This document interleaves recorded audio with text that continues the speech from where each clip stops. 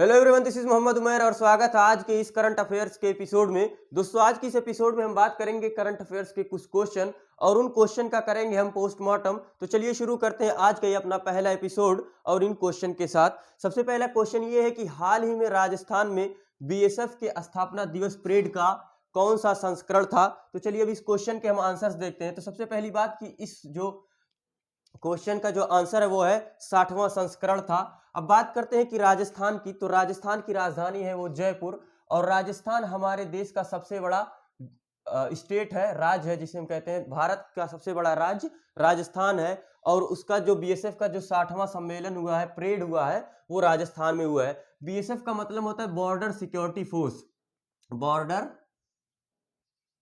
Security force.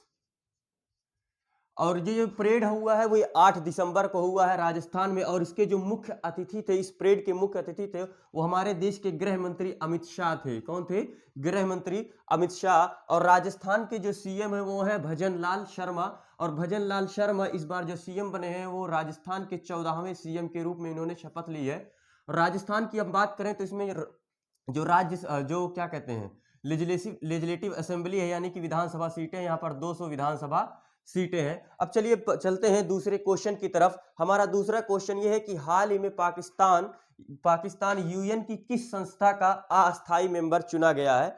तो पाकिस्तान की पहले बात कर लेते हैं। तो पाकिस्तान की राजधानी है वो इस्लामाबाद है, जो हमारा पड़ोसी मुल्क है, जो हमारे क्या कहते हैं नॉर्थ और वेस्ट के बीच में पड़ता है। कौन? पाकिस्तान पड़ता है, जिसे हम कहते हैं साउथ पश्चिमी देश है।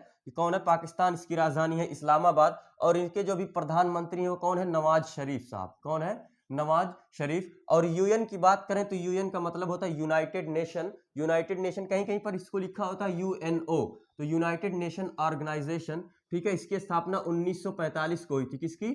यूनाइटेड नेशन ऑर्गेनाइजेशन की स्थापना 1945 की हुई थी। और इसका जो मुख्यालय है वो कहाँ पर है? न्यूयॉर्क में है। तो जो पाकिस्तान बना है वो किस संस्था का अस्थायी मेंबर बना है? तो वो है यूएनएससी। किसका? UNSC, United nation security council का ये क्या बना है? अस्थायी मेंबर है। आपको पता है कि यूएनएससी में जो होते हैं 15 मेंबर होते हैं, जिसमें 5 परमानेंट मेंबर होते हैं और 10 नॉन परमानेंट मेंबर होते हैं, यानी कि अस्थायी मेंबर होते हैं। 5 परमानेंट मेंबर जो होते हैं उनको वीटो शक्ति प्राप्त होती है। वीटो क्या है? वीटो एक लातिनी शब्द का एक वर्ड है, जिसको हम कहते हैं, जिसका मतलब होता है कि मैं रोकता हूं। अगर आप यूएन की संस्था में कोई भी आप प्रस्ताव लाते हैं, अगर 5 जो देश इसके हैं, इसके 5 देश में कौन कौन से? यूके है, यूएस है,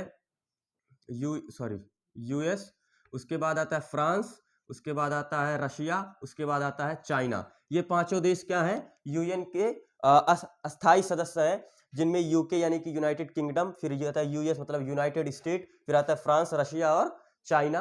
ये 5 देशों के पास क्या है? वीटो पावर है, जो कि यूएनएससी के अस्थायी सदस्य हैं और 10 उसके अस्थायी सदस्य हैं। तो इस बार 2025 से लेकर के 2026 जनवरी 2025 से लेकर के दिसंबर 2026 तक पाकिस्तान यूएनएससी का अस्थायी मेंबर रहेगा। बात करते हैं तीसरे क्वेश्चन की तरफ, जिसमें दिया है कि हाल ही में किस कंपनी ने विलोचिप का विकास किया है। तो विलोचिप की पहले बात कर लेते हैं। देखिए विलोचिप क्या है? ये विलोचिप जो है एक प्रकार का ऐसा चिप है जो क्वांटम कंप्यूटिंग में यूज होता है।